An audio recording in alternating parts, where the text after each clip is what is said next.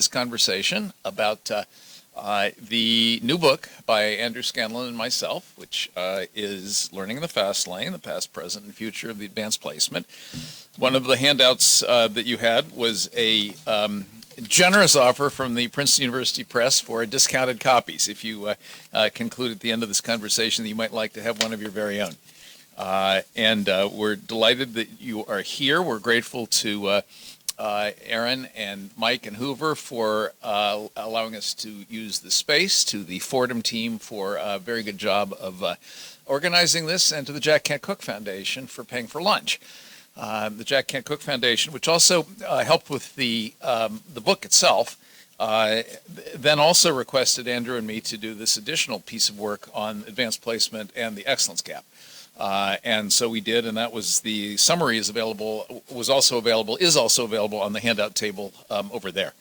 So take one of those with you if you like. And once again, we're delighted to have you here. And I am really delighted to this stellar collection of people to talk about this topic today. You've got their biographies on the piece of paper you got when you come in.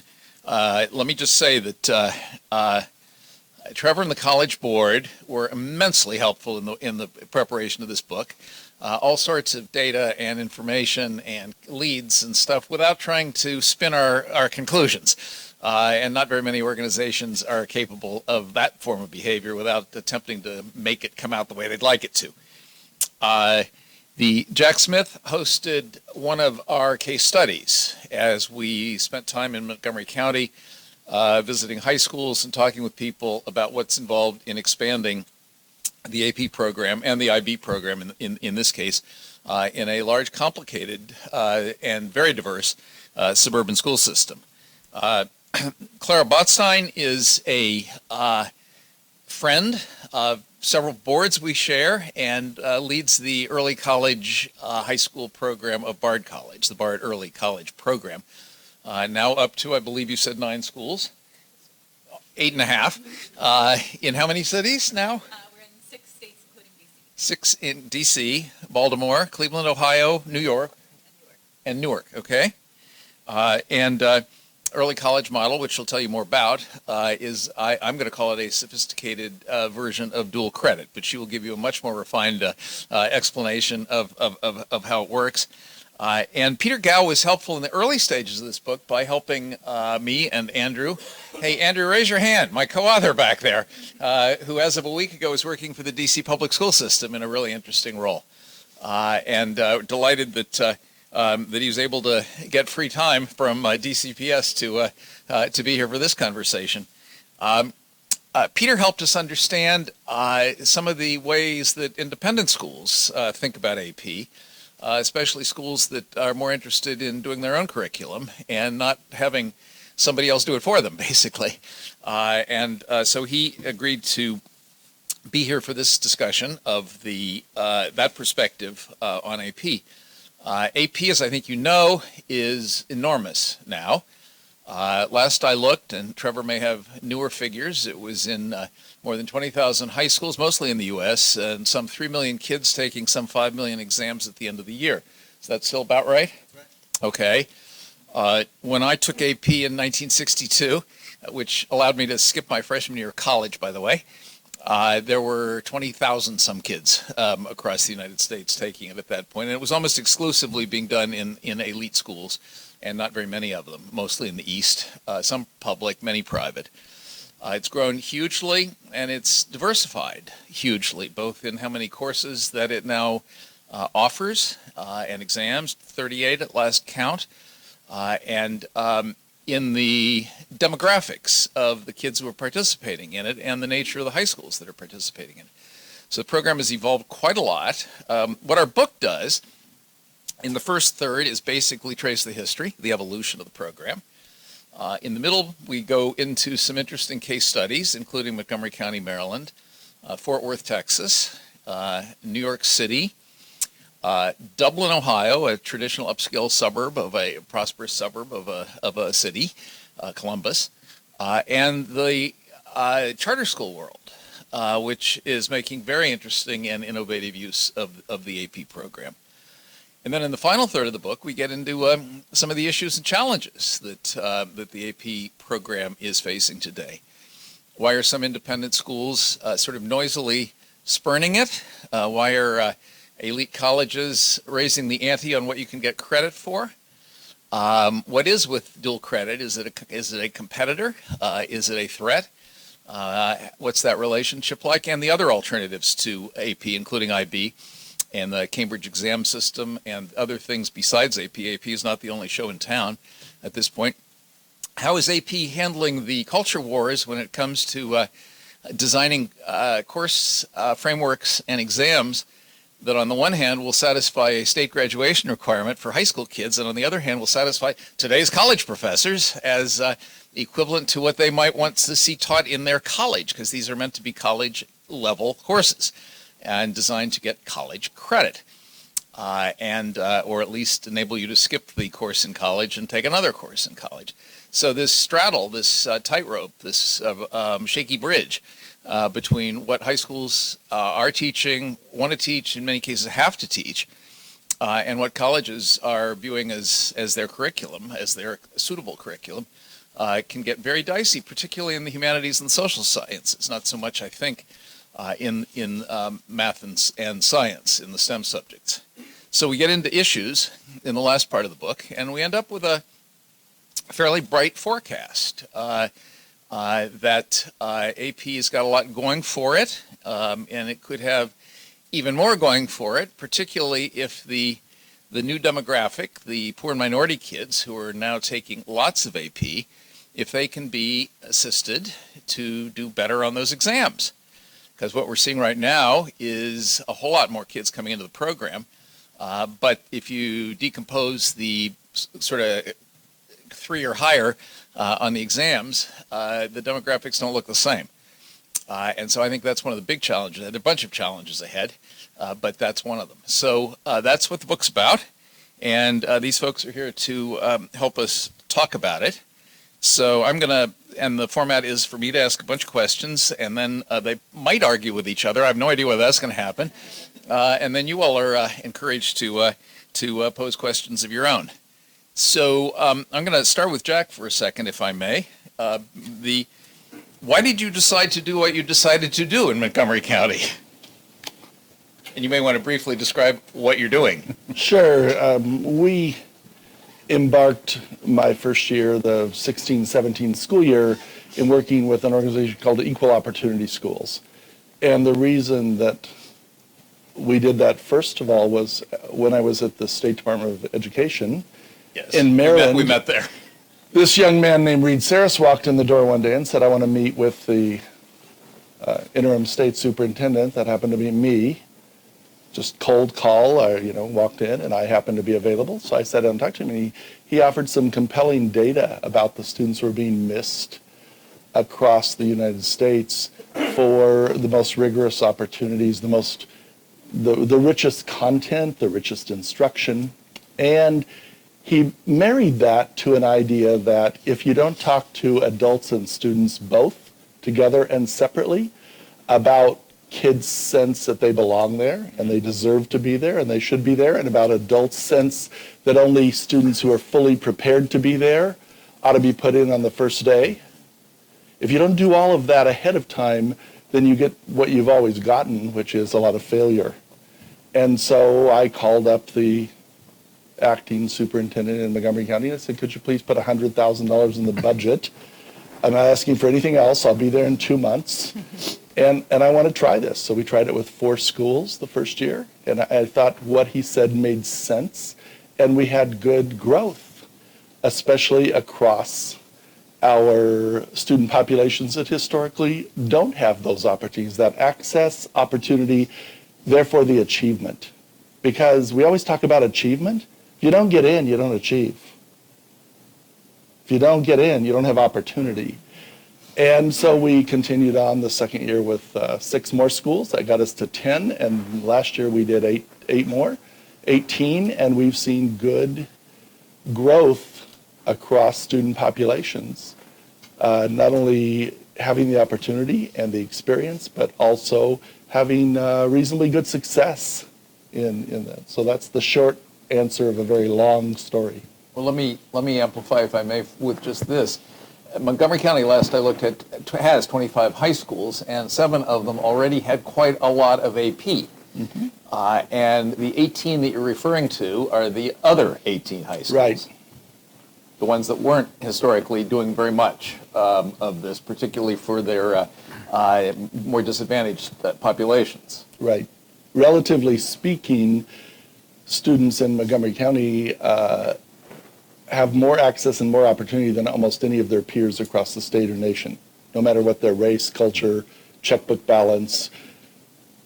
They do. But relatively speaking, within the county, those 18 were, according to Reed's research, and I believed it, and I think it's been borne out in your book and lots of other places, there are more than 3,000 students across those 18 high schools that should have been identified as, and students encouraged to join, that weren't being.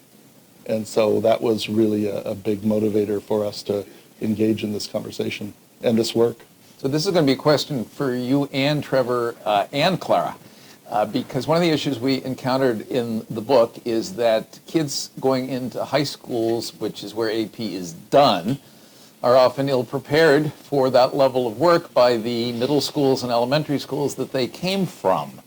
So for Jack, what is Montgomery County doing on the pre-AP front? For Trevor, what is the College Board doing on the pre-AP front? And for Clara, how do you handle this in the early college environment where they're also meant to be taking college courses while they're in high school? They too are coming out of middle schools that are often less than satisfactory. I have a lot to say, but would one of you like to start since I've already Clara, been talking? You start. Sure. Okay. So hello, everyone. So in our model, we bring the college to the student. BART is a nonprofit liberal arts college with a strong public interest mission. We've been in the early college field for 40 years and for 20 years in the public sector.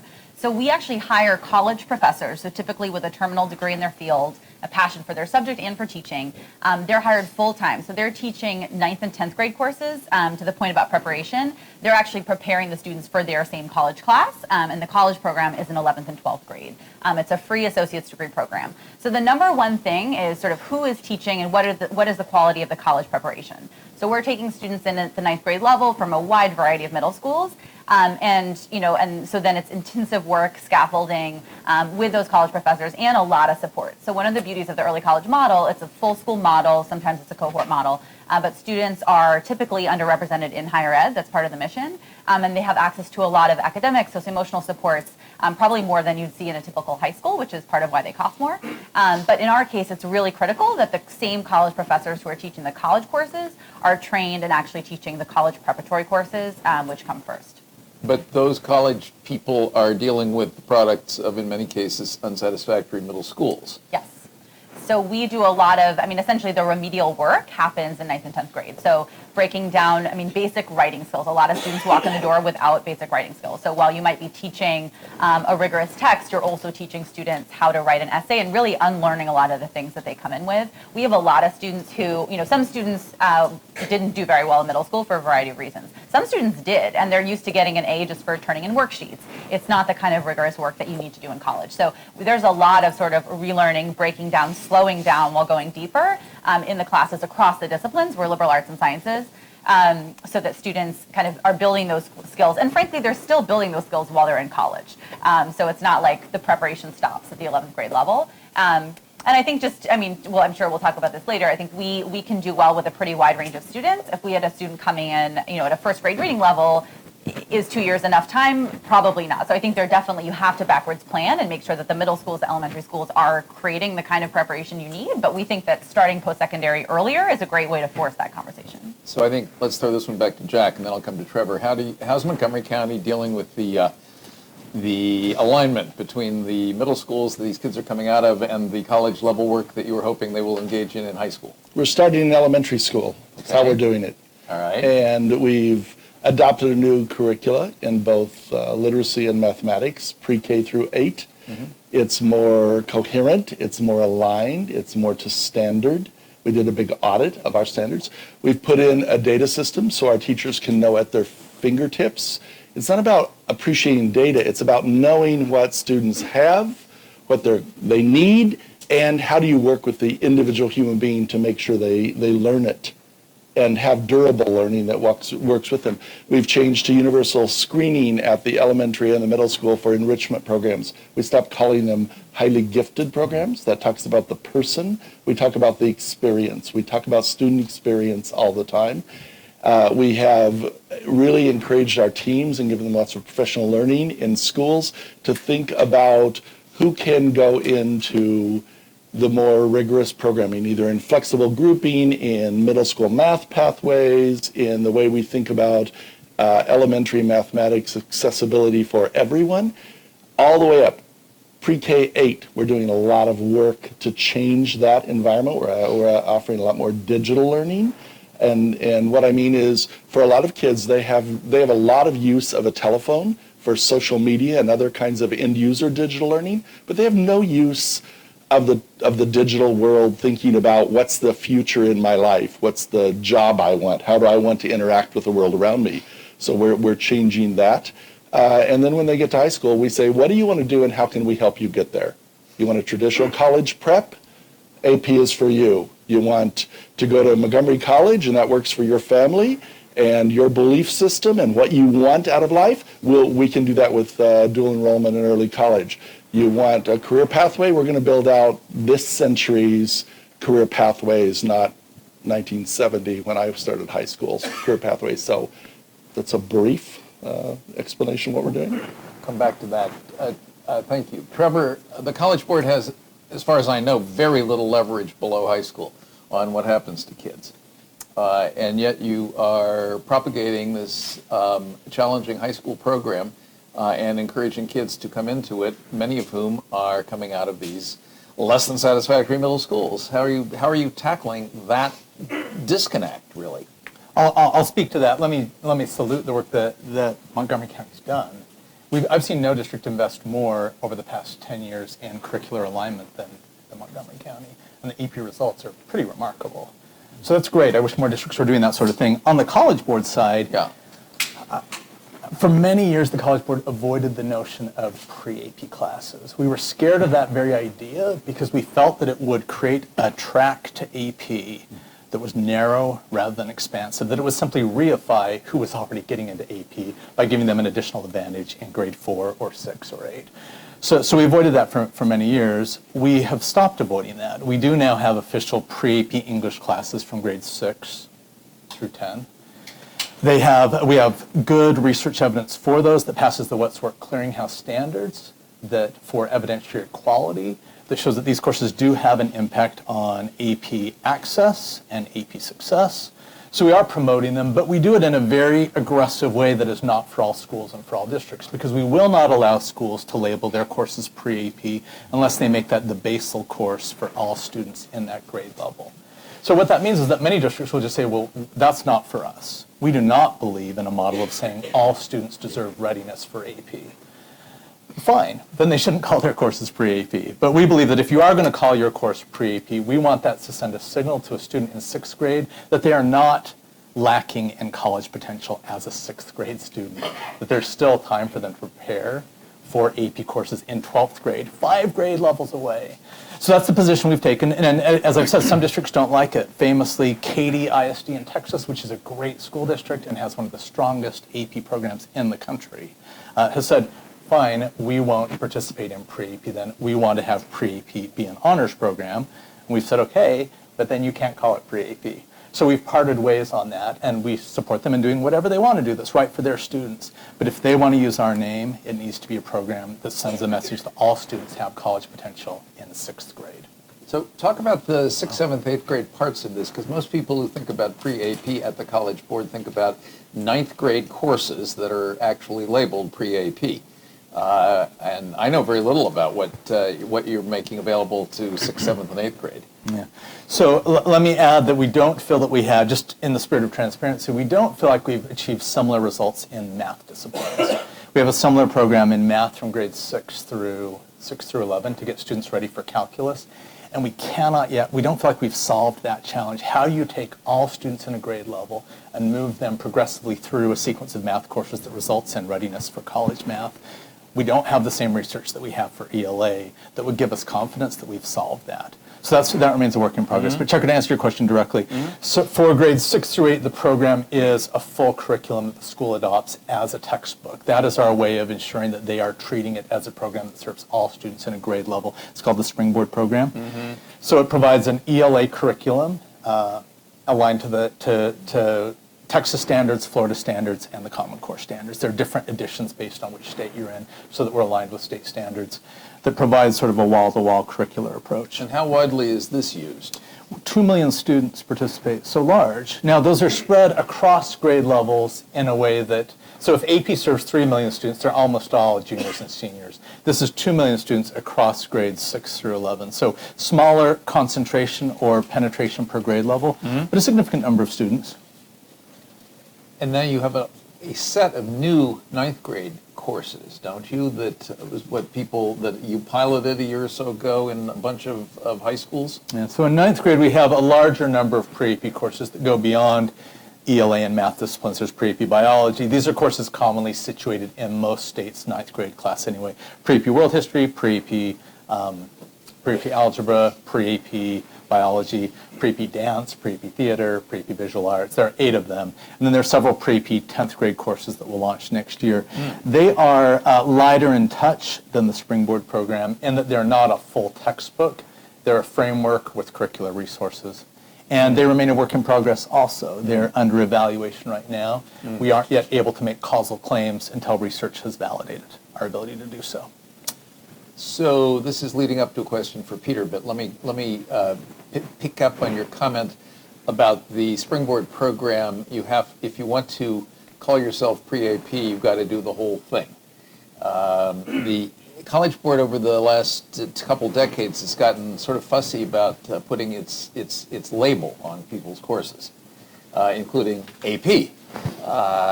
Why so? And is this scrutiny of what people are actually doing in their schools part of why a number of schools, or independent schools in particular, are saying, whoa, not so sure we really want to teach the College Board's course? Why are you proprietary about these putting labels on both what is AP and now the pre-AP as well?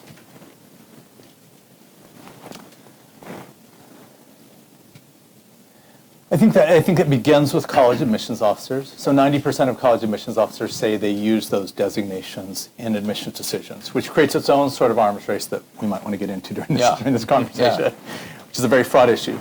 But in the early 2000s, college admissions officers said, hey, we are sick of seeing pre-AP physical education on students' transcripts. We're sick of seeing pre-AP botany, pre-AP astronomy, pre-AP military history was on some transcripts in Wyoming. So if we really are going to be using this designation when making admissions decisions as a sign that a student is availing herself or himself of the most rigorous courses available to them in a school that does offer AP, we need College Board U to take a little bit more control over where schools are slapping this label. So we did put in place an audit process in 2007 that did, and Peter might talk about this, that did upset a significant number of independent schools who felt like the College Board coming in and auditing their syllabi in order for them to label it course AP was an affront to their independence. And that's fine. And we support independent schools in that case in not calling their courses AP. But if they do want to use a trademark that we own and that signals something very deliberate to admissions officers and that is used in state policy in some states to give GPA bonus points to students, then we do need there to be some consistency across which courses are labeled AP. So that's really the motivation to control the AP designation. The pre-AP designation is differently motivated, and I mentioned already the reason for that. We want to limit its usage to schools that are not going to use it to create yet one more honors program for kids who already have the sort of parental and socioeconomic supports to get into college and succeed there. So, Peter, this is the College Board's insistence on things like audits a deterrent to high schools that want to do their own thing? I would say, in my experience, not so much. Now, Trevor's probably gotten different feedback on this. My conversations... People standing on their chairs at NACAC shouting at me is the feedback I got. That would count as feedback. And I apologize that you had to go through that. All part of the job. I think for independent schools that have made a decision to no longer offer advanced placement designated classes, the conversations around that actually began a few years before the audit came to be. And some fairly well-regarded schools made that decision and got some publicity for it, and that may have changed some of the conversation.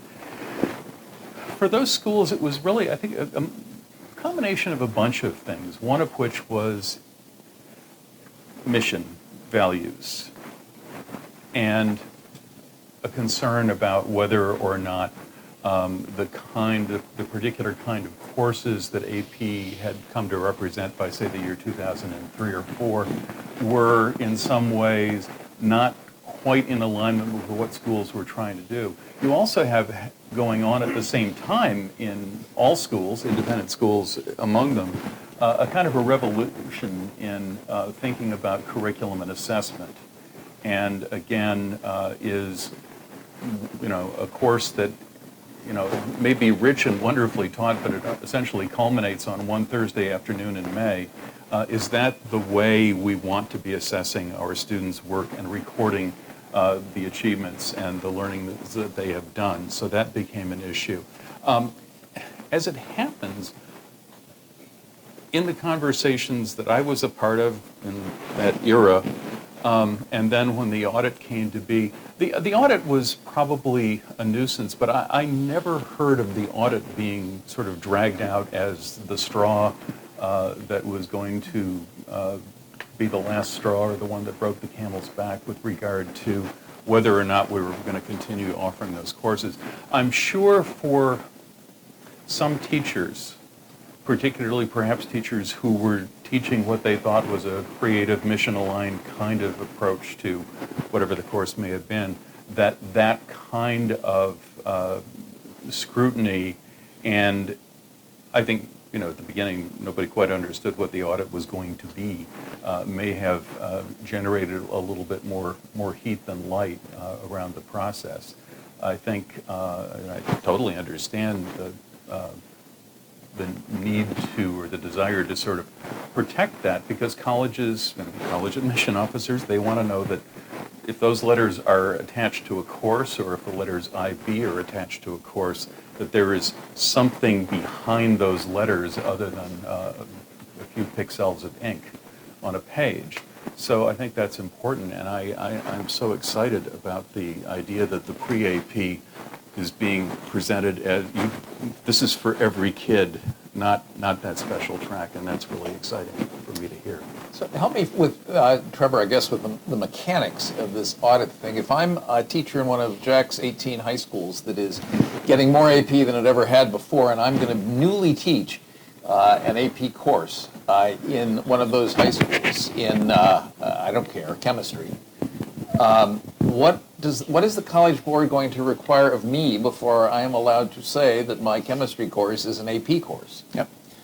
So maybe surprisingly, we do not require that you attend our own professional development. We have no evidence in the research that one form of professional development, going to the College Board's summer trainings, is what is going to help most students succeed in a college level. Of course, there are many ways that a student can develop the ability to teach what is, after all, an introductory college course. This is not an advanced college course. This is a freshman level college course. Many great high school teachers can pull this off. What we do require is that they demonstrate an awareness of the parameters of the content for that course, because we had too many situations where even in very affluent schools, we would make a curricular change based on what was happening in higher education. There was a key one in 2004, right after September 11th. Many colleges shifted to begin including units on Iranian government and politics in their political science curriculum. There was this recognition that America wasn't doing enough to understand government and politics in Islam-dominant countries. So as colleges made that shift, AP needed to make that shift too. And so in shortly after September 11th, we made changes to AP Government and Politics to put in a unit about Iran. But if you put something in, you've got to take something out. So which country did we take out? We took out France. So French government and politics came out of the course. Emmanuel Macron hates you. So Iranian government and politics went in, And we did everything we could to promote that to teachers. We sent them all, at the time, CDs that they could put into their computers. Do any of your computers even have those drives these days? So we send them all. We would blast the community with information. We would send letters to all these schools. And we found on exam day the questions about Iran were paralyzing to students regardless of the affluence of their school. And many students, out of sheer desperation, would try to write essays about France when the questions were about Iran. So what do you do about this? So the audits of the mechanic, or the mechanics of the audit, excuse me, are the teacher takes a set of overarching requirements that we've surveyed colleges to identify. Then the teacher creates their own curriculum to hit those requirements. So we require them in that government politics course to ensure that they have a unit about Iranian government politics. They pick the textbook, they pick the specific topics they're going to teach about that, but they have to meet that requirement. They then submit that syllabus to us electronically. We route it out to college faculty around the country who review every AP teacher's syllabi. They provide feedback on that. We send that back to the AP teacher. If they've met those requirements and college faculty attest to them having met those requirements, we send the school an authorization letter that gives them legal authority to label that course AP Government and Politics. Is that the sort of level of detail about the mechanics? Yeah. So in practice, Jack, how's that working in your expansion schools? If you're tripling the number of AP offerings in a given high school, and you're presumably having to increase the number of teachers who are teaching them, how does a high school in Montgomery County deal with this oversight issue from the College Board? Well, we look at the evidence that comes out of that very closely in terms of participation and progress and performance. So if you think about those three things, are we increasing participation, especially of students who have typically not participated at the same ratio? Now, don't be confused, and you know this if you live in this region. Montgomery County has students of every race, culture, income level, language participating, but the ratios are different. White and Asian, non-poverty students, they are 97% non-poverty white and Asian students in Montgomery County. 3% of them are in poverty. Very different than their Hispanic, Latino, and Black African American peers. So we look at all of that. We do a lot of training and supporting of our teachers all the time. We engage them collaboratively and individually to do that. And then we look at the participation, the progress students make, and then the outcoming performance to see if there are areas that we need to bolster or support more to make sure that students are walking out the door with the experience in those classrooms that will make a difference in life and what happens to them after they leave us, no matter what they want to do. We want to make sure it has value add for every single student. And you know, I have no complaints about, I remember when AP started doing the audits, no problem. If I say I want to purchase this, use this, then that's what I'm buying. If I don't want to use that, don't buy it. Use something else. What we ought to care about is every kid learning. Are they getting out into life and having real opportunities to contribute to the community and benefit from it? That's the real key, and that's why we're having this conversation, not because we like AP better than dual enrollment or IB better than AP. Your teachers, if you have a teacher who's never taught AP before and they are now taking on one of these classes or two, how do you ensure that the individual teacher is up to this challenge? Well, we ask them. You ask them? We ask them. That's one of the things that the Equal Opportunity Schools ask students. Are you up to this challenge? That's a good question to ask people. And interestingly enough, if they say yes, they will mostly always get themselves prepared if they're not to do it. If they say no, then we don't do it. The second thing we do is put them in collaborative groups. Like we'll have a group of AP people working together tomorrow from these 18 high schools. And they work together. That collective IQ, if you will, is really powerful, much more powerful than any one individual's strengths that they bring to the table. And then we make sure they have opportunities to work together in groups, both in their own school with advanced placement teachers, and to go to sessions that AP runs, as well as other kinds of sessions that we make sure are provided during the summer and during the school year. I'm going to come back to Clara with the early college model. You left me slightly puzzled as to who's teaching what courses. If you have a 9 through 12 early college high school here in DC, for example, which I guess is a brand new one, isn't Yep. it? The one in DC. The instructors come from Bard, from some other college, from the pool of existing high school teachers. Where do they come? Who are they? Yeah. So who's teaching is obviously critical. So we do national searches. So the professors have to meet BARD standards. So that typically means PhD in the field. So we do a national call. Most people are local. So we recruit people full time. So we have a professor who used to be at GW. We have someone coming from Rice. They usually don't come from BARD's main campus, but they are considered BARD college assistant professors at our branch campus, in this case, DC. So they have to have the credentials, they have to love their subject and be able to demonstrate that, and they have to love teaching. So we're not, evaluating these people based on what they're publishing, although we do help them publish if that's what they want to do, and we help them try to stay active in their fields.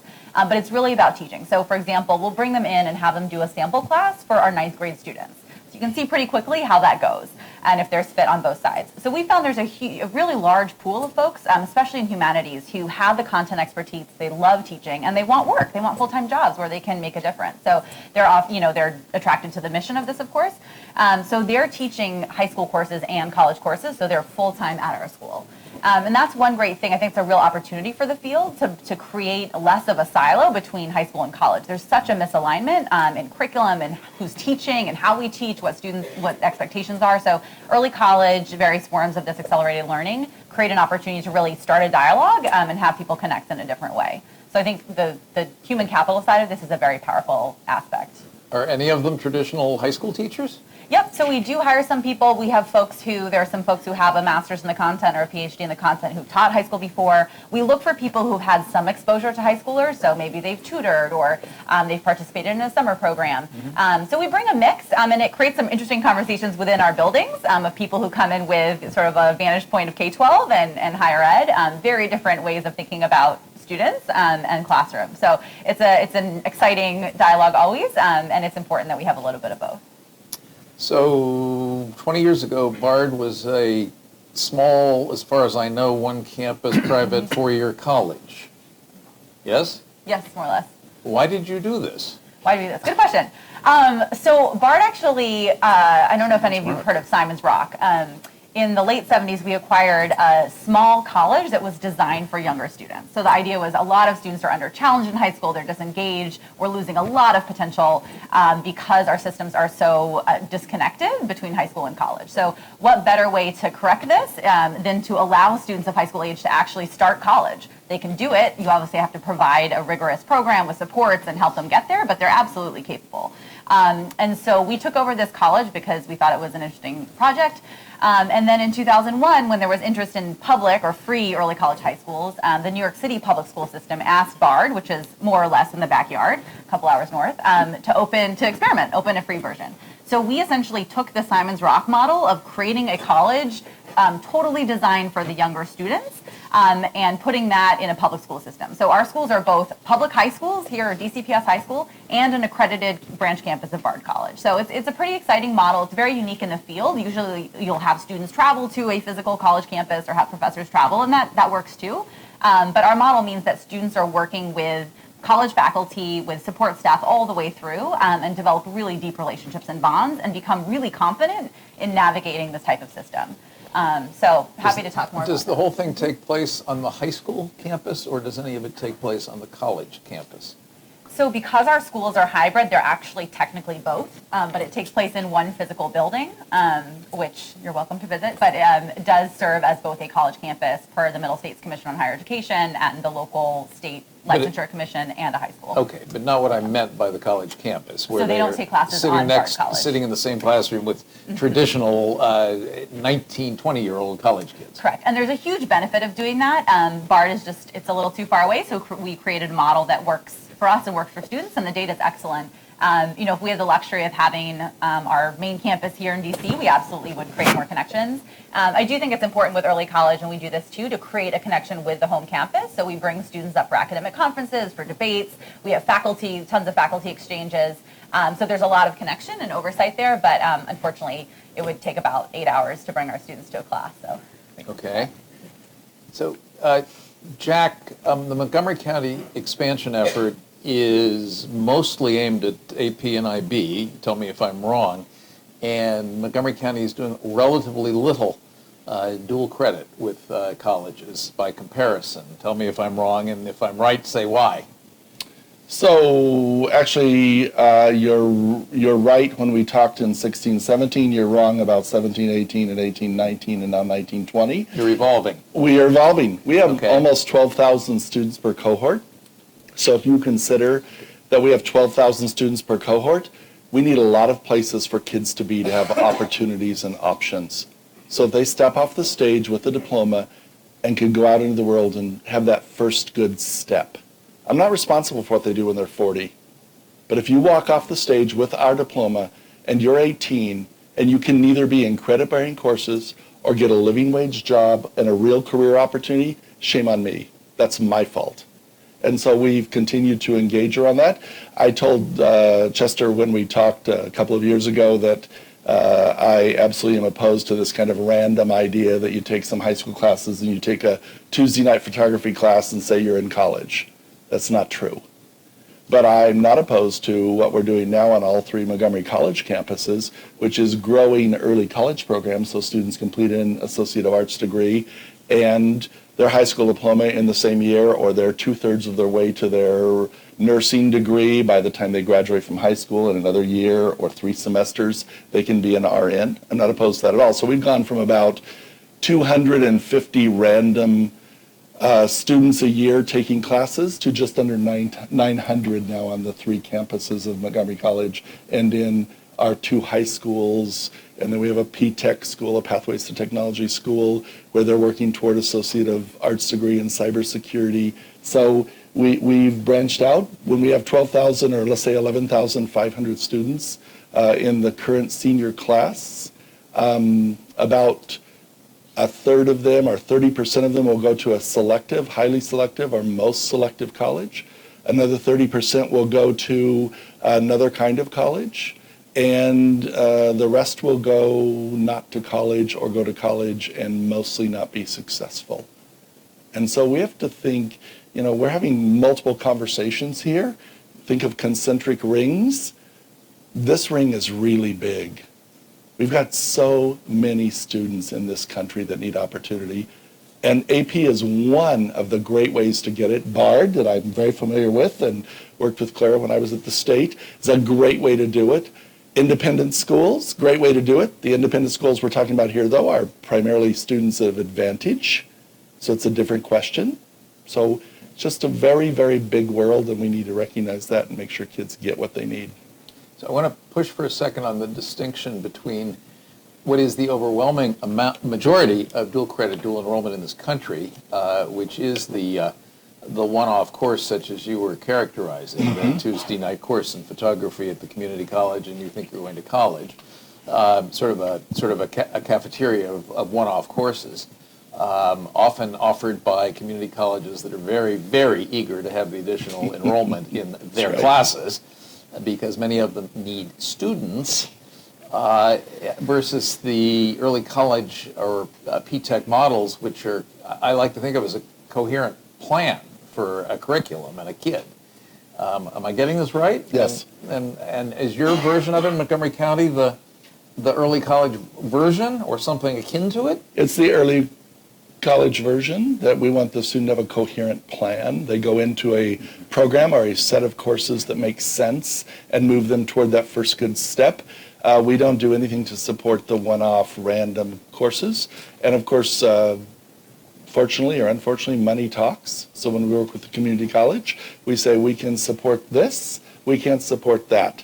So then they, of course, want to do this. And Clara, if early college inhabits the dual credit world, don't you frequently have to make the distinction between the coherent approach and the smorgasbord approach?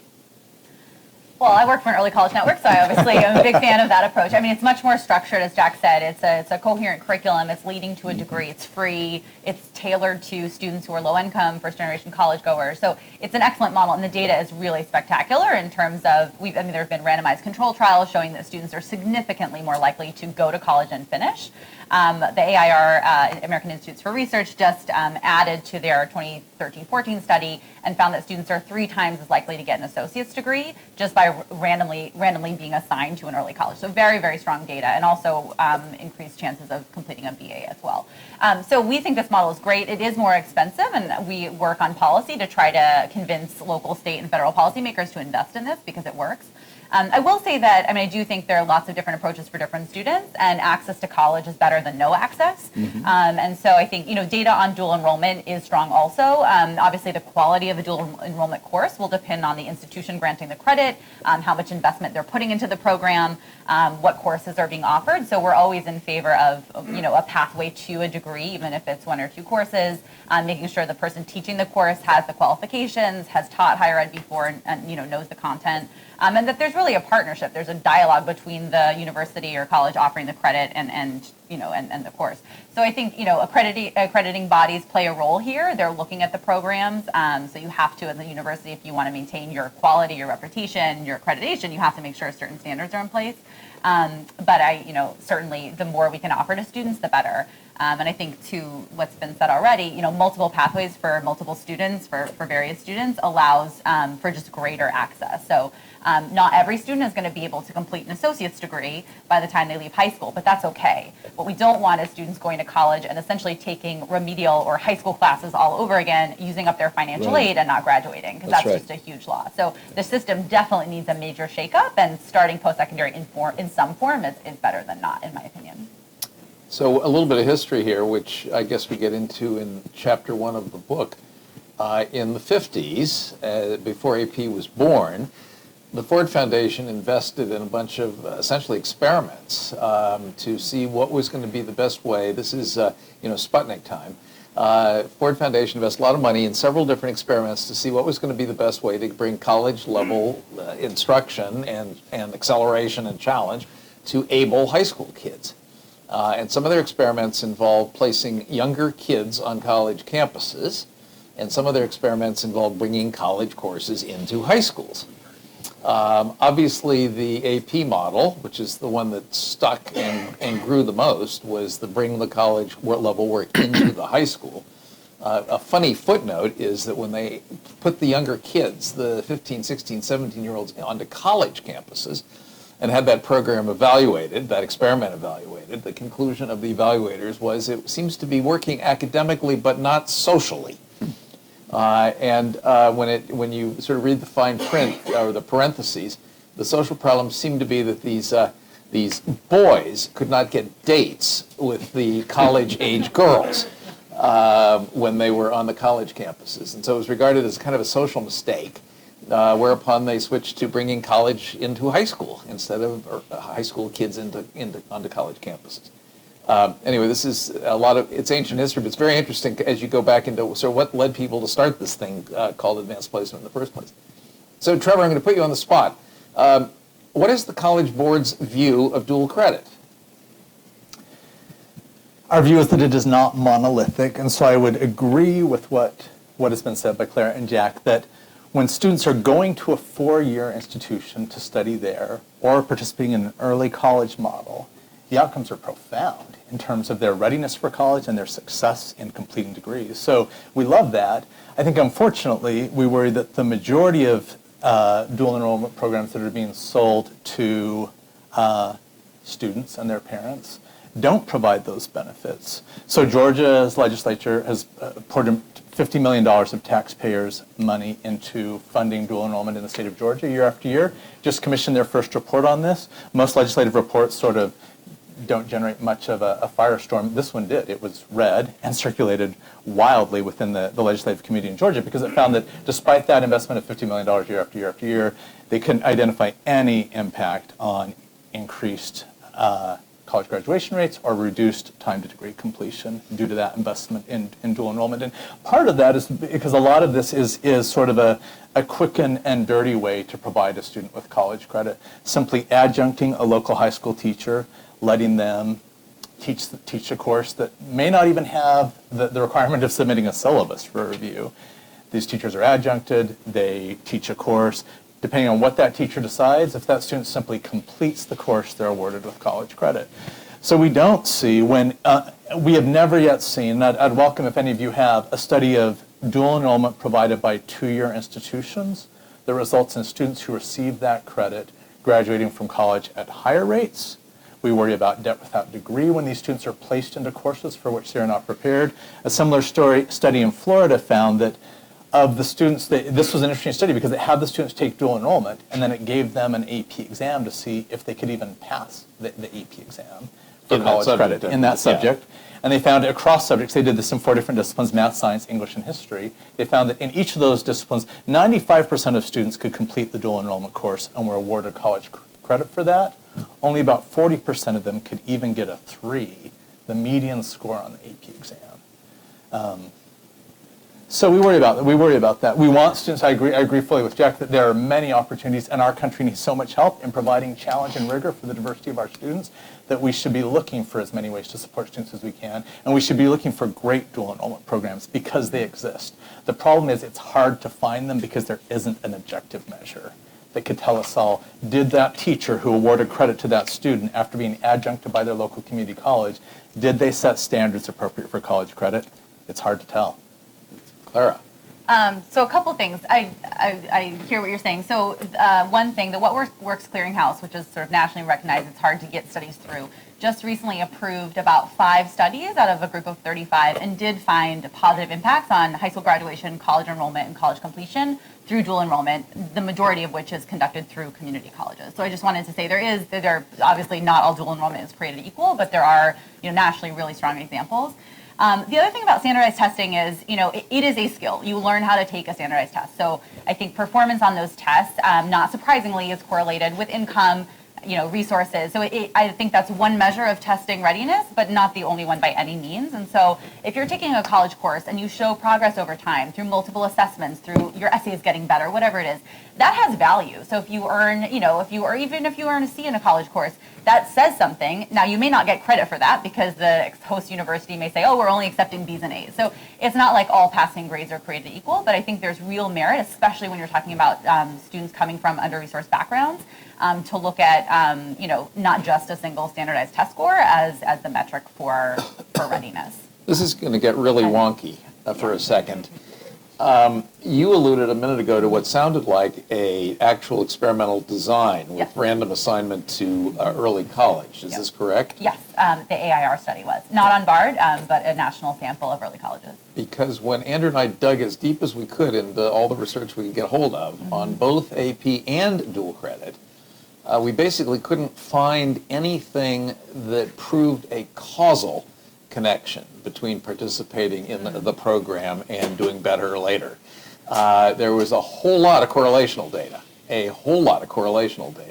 but not causal. We couldn't prove that the program changed the person in such a way that the outcome was different than it would have been for that person, because it wasn't experimental design. Now, Trevor introduced us to something I think is still underway with AP and an NSF study that's still in the works, right? That is experimental design. Random control. Yep. Yeah. And so I saw that in the book, and I thought, I need to email him, but I'll see you today. Yes, the AIR study was a random assignment study, and so it did show, controlling for all the different factors, did show a causal impact in a positive direction that was statistically significant. So that's great. I'm happy to circulate that. That'll be helpful. Yeah, thank you. And this is for early college model in particular. Yep, and the What Works Clearinghouse I can circulate as well. I mean, the other thing about the AP data that was in the book is that a lot of it was based on students who earned a qualifying score, so 3 or above, and so that also, there's some challenges with looking at that data as well. I mean, I think it's great that AP is expanding access, but if you look at the completion rates, the passage rates for low-income kids, for minority kids, it's pretty low, and so I think you can't, the preparation matters, the program matters, And we think about state dollars, local dollars. There was a great stat in the book that said it cost New York $11,000 for each additional qualifying score through its AP for All initiative. You can do a lot of money. You can do a lot with $11,000. It's a lot of money, right? So I think thinking about, we want to expand access to high quality accelerated programs, and it's not a one size fits all by any means, but it is important to think about that, and collectively, how can we make sure that more students who are the most at risk, but also talented, are succeeding. And the one thing I just wanted to say about the standardization, I think this is a debate we can have, but higher education in this country, it's the premier in the world, right? And it is by its nature not based on a uniform evaluation system. So that can get messy. There's a range of institutions, but it's also produced excellent results. And so I'm sure we can talk about that later, but I just wanted to flag that it is dual enrollment mirrors that. And I'm going to actually dispute your premise. We have institutions of higher education that are certainly the majority of the best in the world, no doubt about that. If you look across the outcomes of American post-secondary education as a whole, a lot of it is not very good. If you look at the system as a whole, I think we've got a very mixed bag as a whole. But anyway, that's not about AP.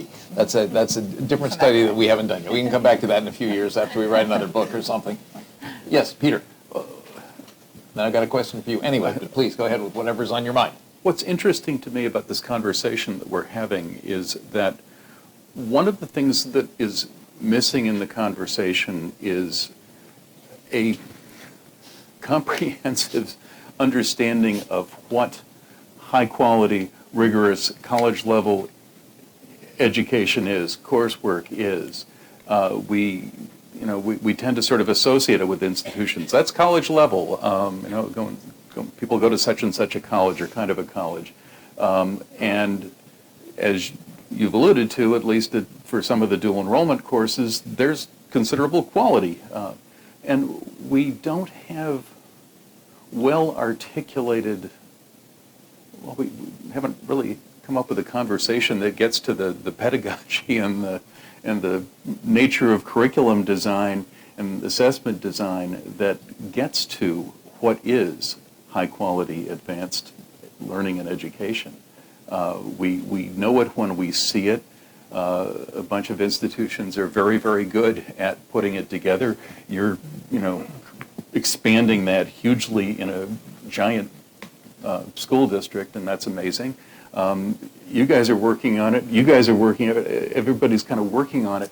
I'd love to see a real discussion of what does this look like? What does this kind of learning look like in a classroom? What does it look like when a teacher sits down to say, I want to design the best, psychology class I can design, and really at every age level even. What is a high-powered, maybe that's not the word we want to use, rigorous, also a word we don't want to use. What do these things look like in the fifth grade classroom, in the eighth grade classroom? Sure, and I understand that. We're struggling with that all the time in the fifth grade and the eighth grade classroom. But I think Clara hit on it, and that is, who's made more progress? If I come into the first day of an AP class and I'm below a 1 and I get a 3 on the test, or if Clara comes in and she's a high 4 and she gets a 5, who won?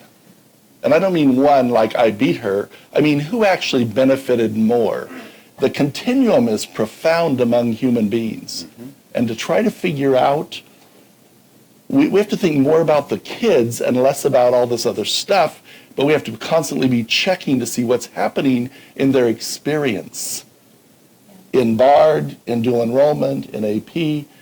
The power of EOS is the marriage of that idea that I belong here, I can compete, and that I'm going to be treated as though I belong here and I can compete, and I'm competing against myself, not against you to get a 5, but against myself about where I can get to. And that's a really tough set of ideas to hold in your head all at one time as an advanced placement teacher 5 periods a day. And that's really what we want our teachers to be able to hold in their heads. The understanding they're dealing with dynamic human beings that make progress at different rates and to different degrees, and that 18 is not fully baked. I hope 62 is not fully baked. I know Yeah. some 49 that isn't fully Yeah. baked. So Yeah. you see what I mean? It's just, I think Clara was talking about that in a very real way a minute ago.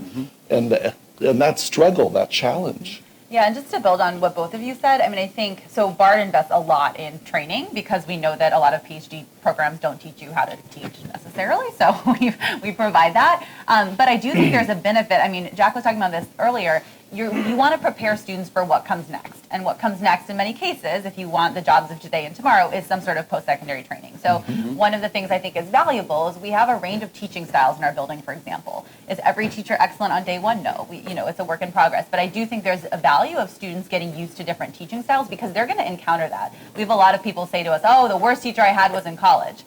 Well, hopefully we're not hiring them, but if that's true, we need to prepare you to succeed in that class and advocate for yourself and get help and find another teacher whose style works better for you. So those kind of skills are really valuable, and I think so. There is a value in some ways in the lack of uniformity of styles even. All right, I'm going in a slightly different direction now. Trevor, when I went to high school, you could get a 3 and get credit at Harvard. Today, you can't get any possibility of anything like credit with less than a 5 at places like that. What's changed? Well, I think saturation has changed. So if you think about 4,000, roughly, colleges and universities in America, the majority of AP scores are sent to just 200 of those 4,000. So those colleges, highly selective universities, are receiving students with this sort of arms race of AP scores or IB scores or dual enrollment experiences, or all three in some cases, in this sort of mad dash to impress these highly selective institutions. So when we think about AP credit, it's changed in two directions. Among public universities, it's actually become more liberal over the past decade. 31 states now legislate that public universities give credit for scores of 3 or better. They legislated often with a little bit of help from the College Board. Lots of help from the College Board. We really push them in terms of like, show us evidence. Here's the evidence we have in your state of how students fare when they're placed ahead with the 3, and we can see them outperforming matched peers in the sequent course. If you have any evidence to show that students will not succeed when placed ahead with the 3, we'll back right down. But we believe in an evidence-based approach to helping students make the most of their college experience.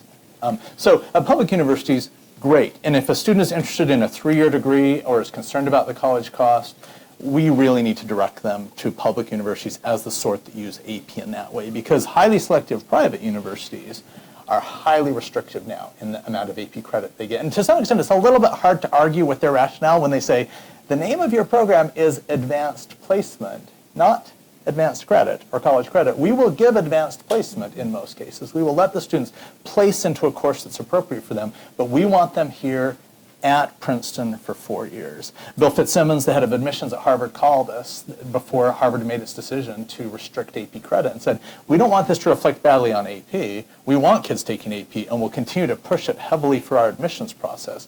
But we want to send a clear message that when you're coming to Harvard, we expect you to be here for 4 years. We have a lot of financial aid for our students. We want them here to have a common learning experience. Now, we worry about this to one extent in that there are sort of rivalries within the academy by discipline, where some professors want the credit to give AP credit more than others, because without it, they lose the ability to attract double majors or minors. So can you think which departments will be sort of most worried about AP credit being reduced? It's the foreign language departments or the world language departments that base their revenues so heavily on students choosing to double major or minor. So they push within campuses for more AP credit. You have other departments sort of pushing away from it. I'm worried much less about highly selective universities limit the AP credit they give. I'm worried more about just the need for a lot of transparency with parents and students so they can make really good decisions about how many AP exams do I really want to take if my goal is just standing out in admissions or if my goal is saving a full year of college.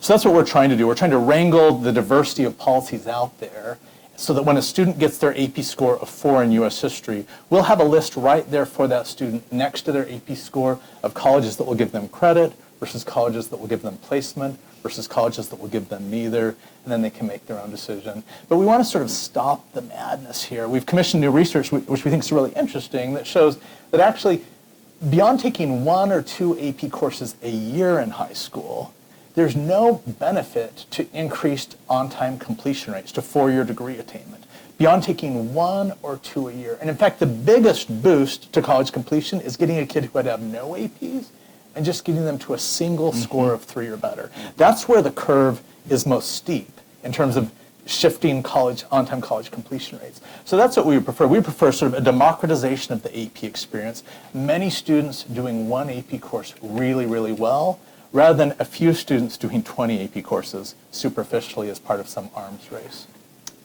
Jack, you've got some high schools where that arms race is alive and well. Yes? Yes, incredibly so. Most of them to some degree, actually. Just depends on the number of students in that whole set of students who engage in that. And that is a challenge. We want to say overall to students, you should take 1 AP course, you should engage in IB, you should engage in dual enrollment. If you're taking 7 a year, we say the research is pretty clear that this is counterproductive and this is probably going to add to your stress level considerably.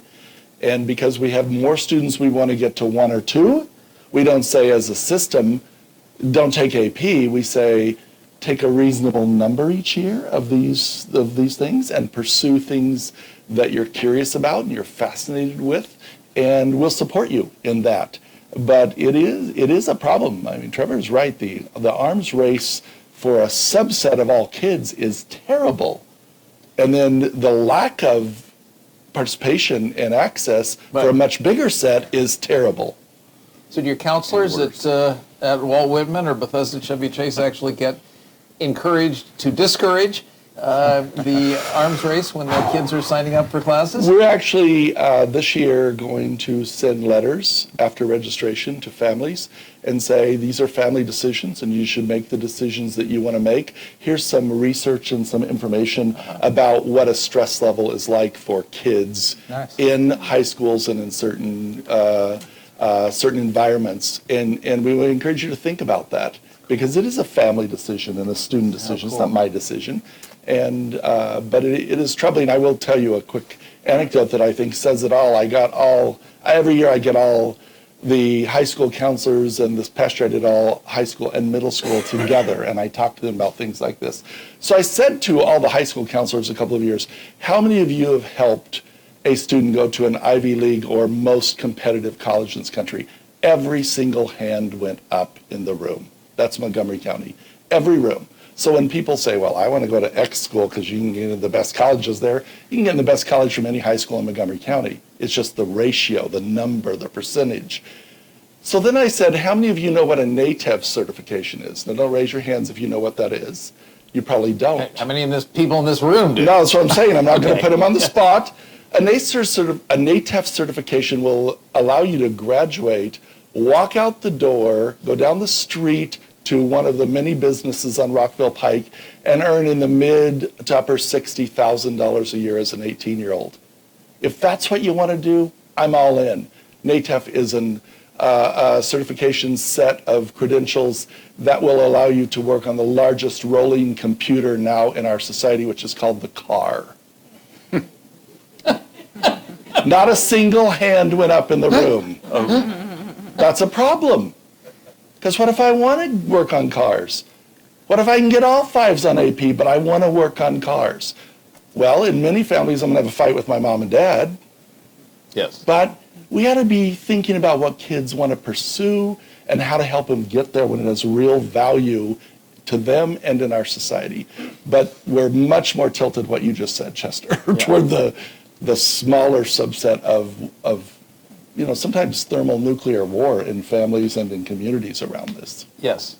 So, Peter, in the independent schools that have distanced themselves from at least offering AP courses, is one of their reasons to reduce this kind of arms race? I would say the answer to that is yes, and partly because I think some independent schools. But let's imagine for a second independent schools. Everybody has one in their own mind. There are about 1,400 independent schools in the United States, and Many of those are K-8s and sort of not part of this discussion. But these schools are very, very different. You all know of schools that are highly selective, highly prestigious, the schools that practically have the word elite in their name when they appear in the new, in the media somewhere, and expensive. And those schools become kind of a hothouse version of Walt Whitman or Bethesda Chevy Chase in a much more intensified way. So life in some of those schools can be very, very stressful and filled with anxiety for students, as it can be anywhere. But if you are in a class of 80 people where everybody knows everybody, everybody kind of knows everybody else's business, everybody knows everybody else's grades, the level of competition, I was a college counselor at one of these schools, let's be clear, in my last full-time school job. And this is not an easy world for kids to navigate. And it's not the AP who's done this. It's the media, it's the cocktail party circuit that has created a kind of culture around advanced placement as gold letters to have on your transcript, not just next to the test score. That's almost irrelevant. It's how many of those do you have on your transcript for the courses that you've taken. And so schools that have experienced this, nobody's, moving beyond AP just because of the stress that it's putting on students. But if you are beginning to have a conversation about your curriculum, about your pedagogy, about how your school is doing its business on behalf of the students that are in your building, sure as heck, one of the topics that's going to come up at some point is the level of stress and competition that schools put on students inadvertently. It's not the schools, it's the culture essentially puts this on students and the parents. And the families, so that they feel this is what they need to do in order to succeed. That, my God, if my school, if my kid's school offers 13 advanced placement courses and my kid only has 11 of those, they're never going to get into Harvard. Because that other kid who has 13 is going to get in because everybody knows they're better. And that level of competition, that level of stress, and we have now several fairly high-profile sort of groups, the Making Caring Common group out of Harvard, Challenge Success on the other coast, and these, they often talk about limiting the number of advanced placement classes that schools offer. This is to protect kids, and this has nothing to do with the content or the curriculum of advanced placement classes. It's, in a way, advanced placement has become a victim of its own success in the lives of some of these children, and so that's why some schools are it is one of the reasons that some schools are trying to rethink all of what they're doing to create a life that is more sane, more reasonable. Yeah, we want kids to have stress, and we want them to learn how to work under pressure. That's all important. But ramping it up artificially or having it ramped up for them through external and artificial mechanisms, like, when parents get the new rankings magazines every year, this is And my friend Jay Matthews in the Washington Post, who puts out his own rankings of every high school in the country based on how many AP exams are taken. Actually, that's the metric. I'm going to open this up in just a couple minutes. I've got a couple more questions, and one of them is sticking with Peter for a second. In the book, Andrew and I have a certain amount of fun with what we call the hypocrisy of some independent schools that say they don't do AP, but not only do they administer the exams, but they actually boast about the scores their kids get on those exams, even while denying that they teach AP. In an offline conversation, you actually suggested that there might be a rational reason why schools do this. Well, there are rational reasons for schools doing this.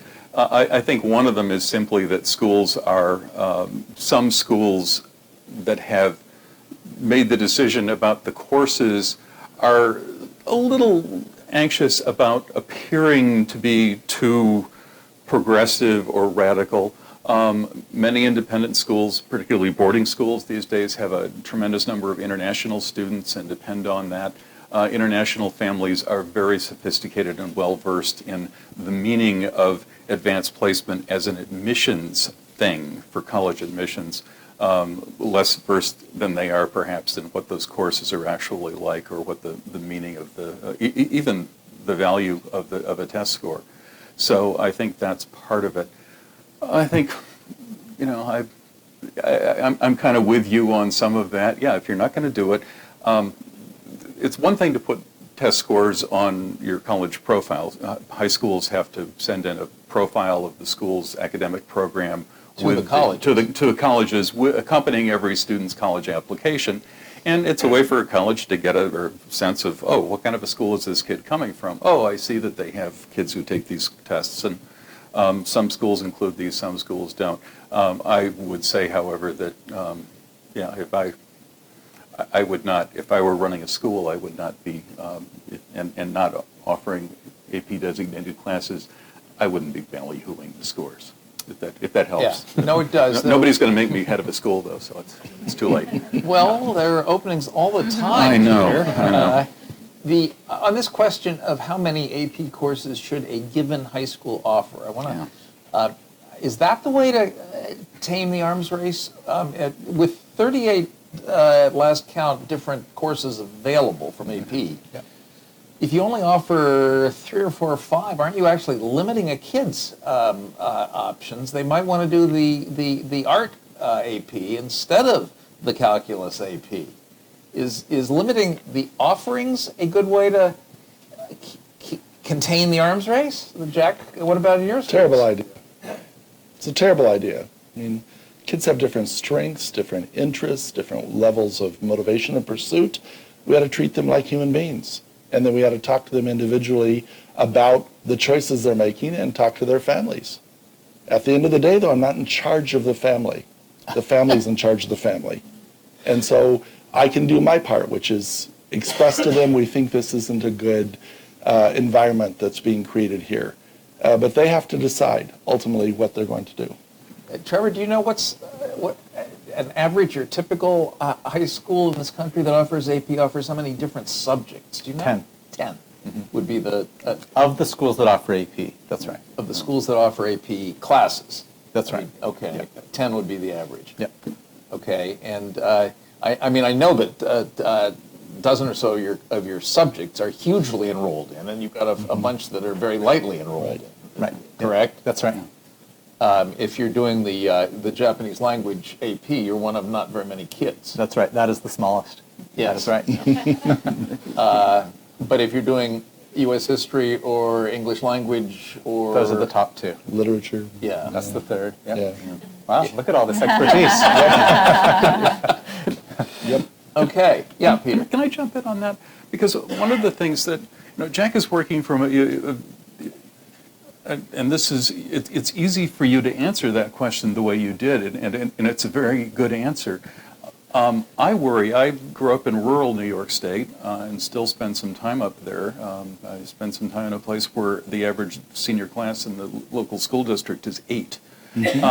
And so those are the schools where I worry most about, I think that's the next frontier is the poor rural districts around this country who don't, for reasons of money or other, have easy access to the level of instructional expertise. Yeah, it might surprise people, but African American and Hispanic students are more likely to have AP courses in their schools than white students are in 2019. Because of the rural issues. Yes, rural, AP is yeah. in 90% of suburban and urban schools and only 70% of rural schools.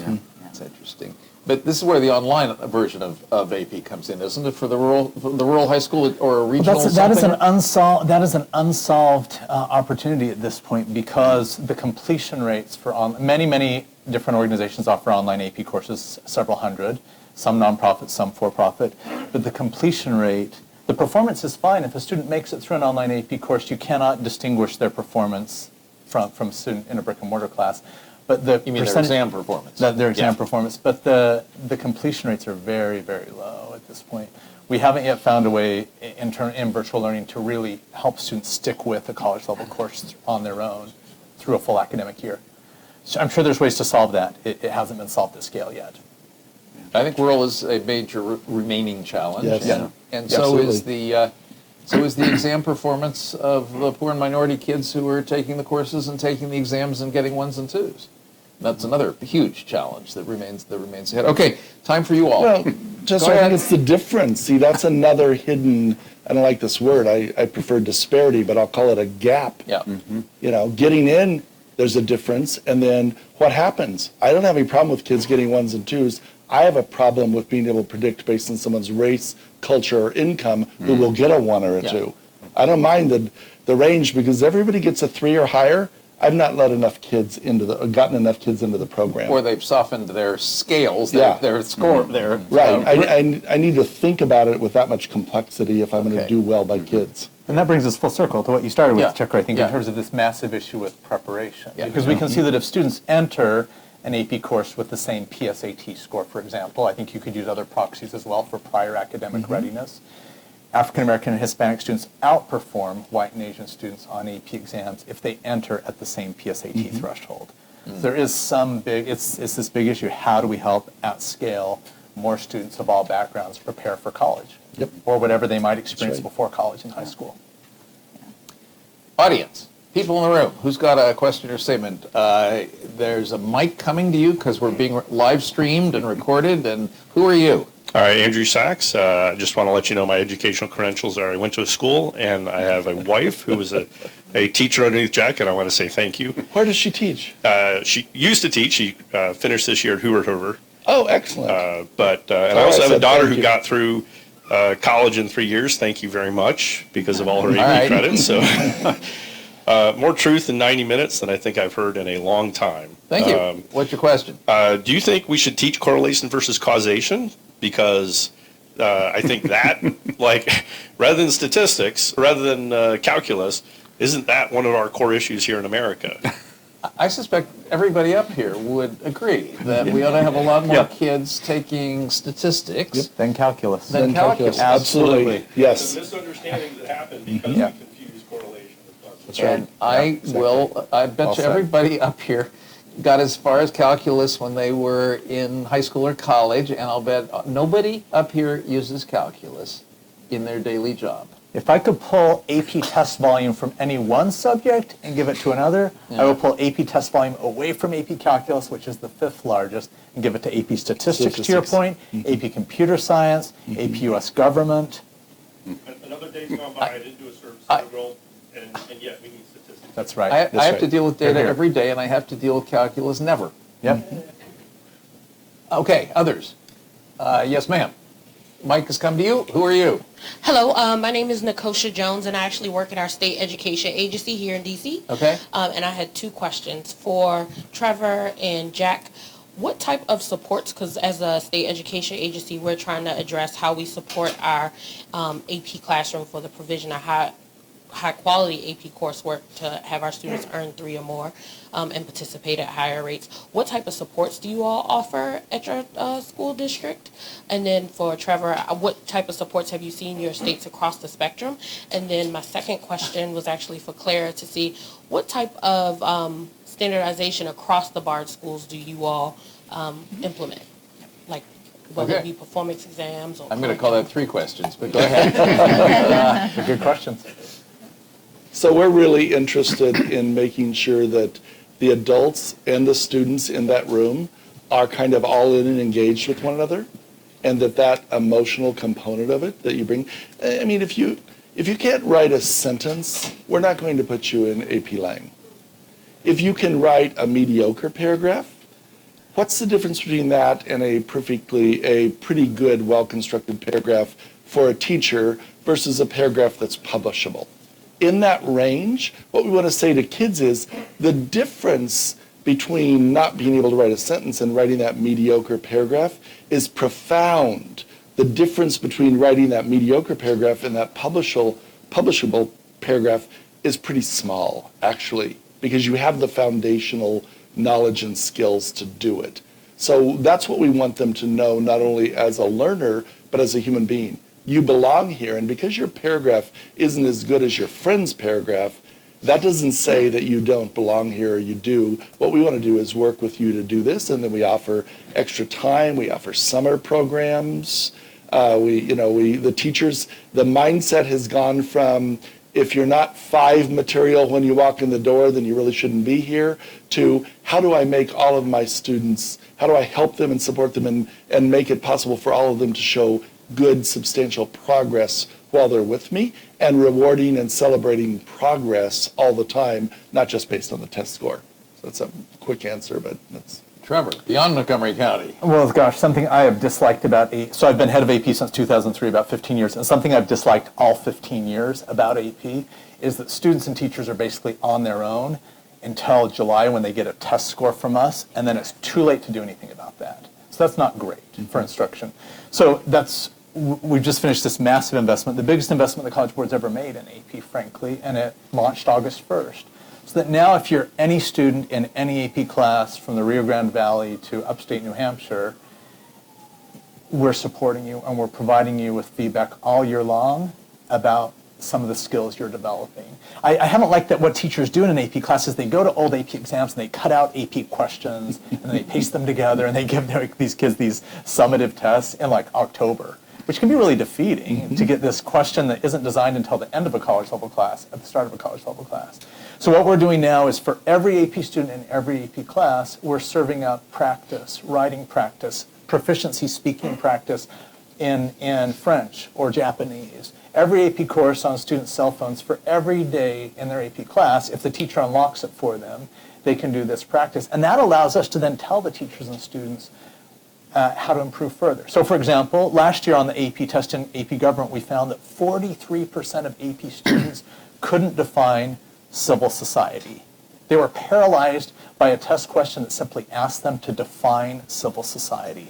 Something had been missed in the teaching, and I think regardless of how much you value or don't value standardization, most college faculty, regardless of what university they teach at, are saying, we don't want to give college credit if you cannot define civil society.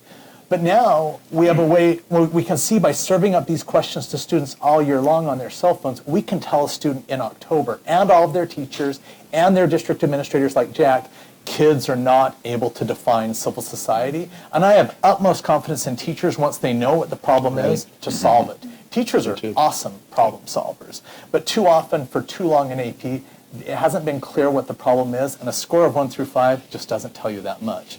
Now we're able to say, because 2 million students, it's December, this launched August 1, 2 million students have already been online practicing, and so we're able to tell their teachers now, in AP Art History, they're really struggling with Baroque art. You might want to do some more to help them build their understanding of Baroque art. That sort of use of data to help teachers do a better job is something we're really excited about. And so we can provide information for you at the state level about that too, if you want to focus on professional learning communities in your state, on particular topics where you can see the kids struggling. Be easier if we were living in a more civil society, wouldn't it? What do you mean? Wait a minute, she's still got an answer. So across our 7 degree granted campuses, we check to make sure there are quality controls around the input. So who's teaching, the qualifications, all that. Then when it comes to the courses, we look at grade distribution. So if we're seeing that everyone's getting an A in physics and then the observations haven't really, it doesn't seem quite right, we'll investigate at the course level in a building. But then there's an oversight committee at the college, which is reviewing academic programs, and they'll actually do norming of work. So we have a sort of a interdisciplinary humanities course, which is a signature course at all campuses. Faculty from all the campuses and Bard's main campus will look at an A paper, a B paper, a C paper. So it's not quite the operation that you'll have by any means, but that's really important just as a check. We see pretty even grade distribution, so that is a tell also that there's not massive inflation or anything like that. And then the biggest indicator is post-secondary progress. So across our network last year, about 83% of our students earned a full associate's and about 96% earned about a year of college credit.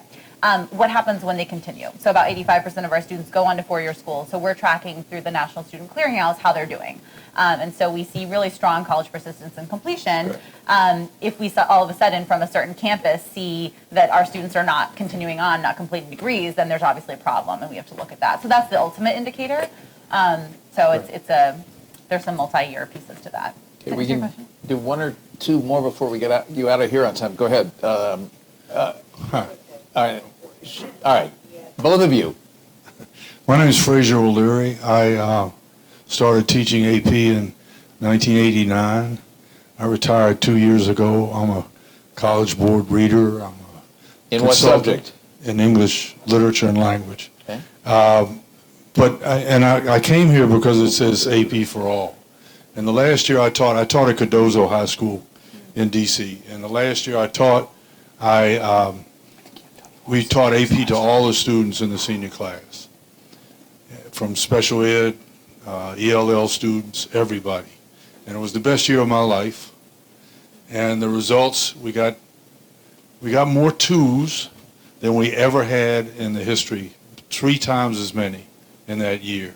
And I had one student who couldn't speak English 2 years before he came to class in his senior year. And he got a 2 on the AP exam, which means you're ready for college English. And now he's a junior at Marymount University on a scholarship, and he's on the dean's list for the last 3 years. And does that have to do with? It has nothing to do with me. It has to do with offering AP to all students, because the range of students we had. I mean, I wasn't teaching the course, and I always had classes that were open to all students. And if I had a student who could write, then I recruited that student to class, because if you can write, then you can read. And so the AP for all is fabulous. I just have one question about how do you choose, when you choose your professors at Bard, how are they trained to be teachers of high school students? Not just because they have degrees like I have. How do they teach those students in D.C.? Okay, before you answer, give the mic to Leslie. Let's have our 2 last questions at the same time, and then the panel can deal with them. My questions are for Trevor. I'm Leslie Arst, chairman of Standards Work. And who used to run the military school system. Well, they were under me, yes. Yes. All right. 2 questions. The most recent one, is the tutoring help or the support an opt-in thing? The teachers have to say it's okay for the students to reach for that help, or you send it to them regardless? Should we take all the questions at once? Yes. Checker and, okay. Yes. Oh, Yes. You got another the question? second question Get it on the is about table. your middle school program. Are you having it evaluated by Ed Reports? Okay, so we have 3 pending questions. One about how Bard handles teacher prep, Yep. and then 2 for Trevor. Yep. So the short answer is we look for sort of basic interest and ability at the interview point, and then we do a pre-service training that includes things like differentiation, classroom management, lesson planning, all that. And then the training continues throughout the year in the form of professional development on site, coaching, all of that. This is a really interesting policy question since it's a wonky crowd. How do we get more teachers trained in the content so they can actually offer college level courses and trained in pedagogy for folks coming from higher ed? So I think there's a real opportunity there. And I just, on that note, I'll say, policy does matter. So, whether it's the weighting of transcripts or accepting of credit, all those things are levers that are real, as well as the investment that policymakers can make. But to answer your question, it's a lot of training, and Bard is fortunate to have a professional development institute called the Institute for Writing and Thinking, and an MAT program. So we use the resources of both of those institutes to help train our folks, as well as using veteran early college instructors. Good. Trevor, Leslie's question.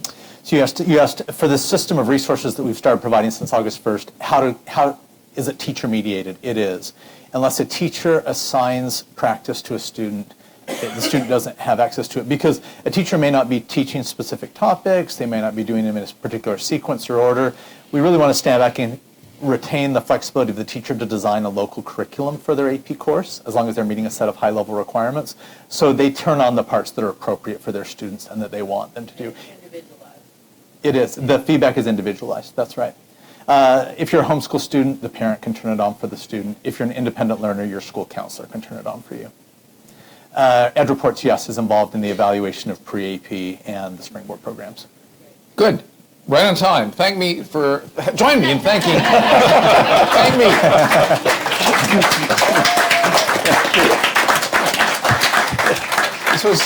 This was a great team on a really good topic. We appreciate your coming.